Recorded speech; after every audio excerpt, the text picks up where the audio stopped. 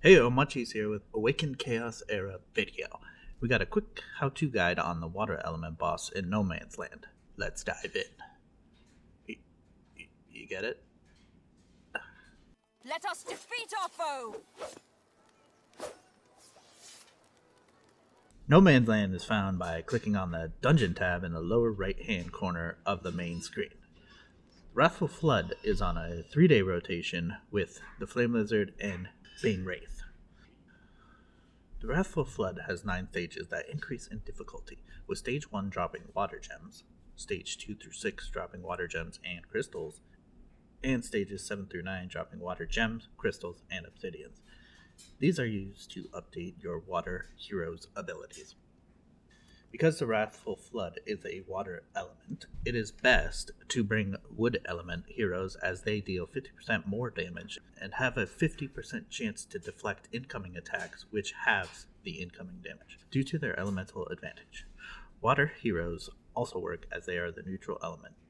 It is ill-advised to bring fire heroes, as the Wrathful Flood will gain the elemental advantage and deal 50% more damage to them, as well as having a 50% chance to deflect. It is best to bring one healer and a mix of damage dealers and debuffers. Blackhorn and Mythasia are 2 of the better healers to use in this fight, and were available through the Battle Pass and Rookie Summons. But Rodera, Cece, and Abbott are also viable, cheaper options. It's probably best to not use Connor due to his elemental disadvantage. Stage 1 through 6, you can probably just stack up damage dealer and brute force your way through.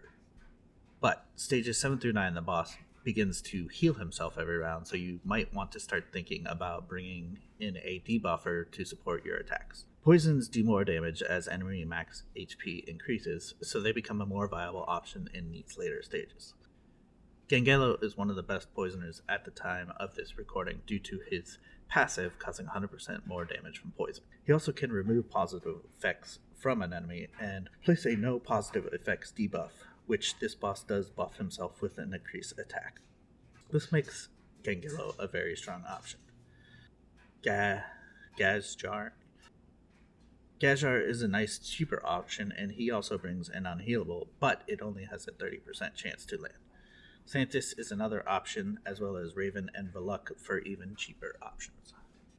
Bringing an unhealable hero is also an option in later stages, as the boss does heal himself by 5% every round. While Crazed Urzag and Dark Niklas are your best options for this, them being light and dark heroes makes it very hard to obtain them. My favorite option is my girl Freya, who can apply both unhealable and no positive effects on her ultimate ability.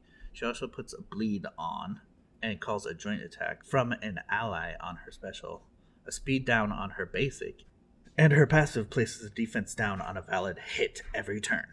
But I digress. This is not a Freya showcase, no matter how great she is. Other cheap options are Hulins and Rujago. Wave 1 is 4 Frogman Lancers. Any damage dealer with an AoE can take them out easily, probably before they even get a turn.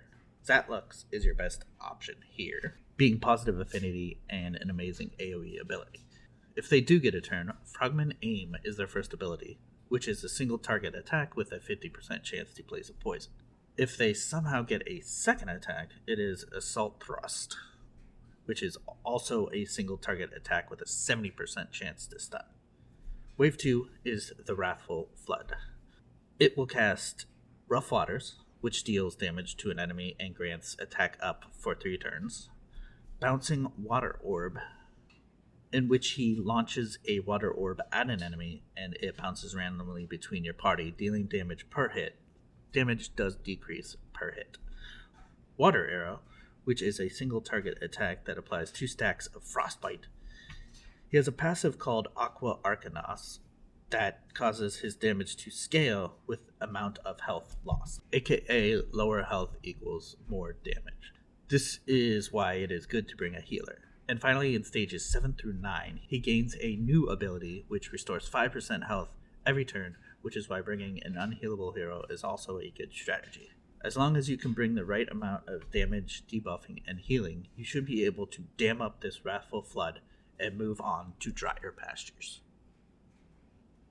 Just remember, stage 9 doesn't always drop obsidians and a significantly less amount of crystals and gems. Stay hungry, my friends.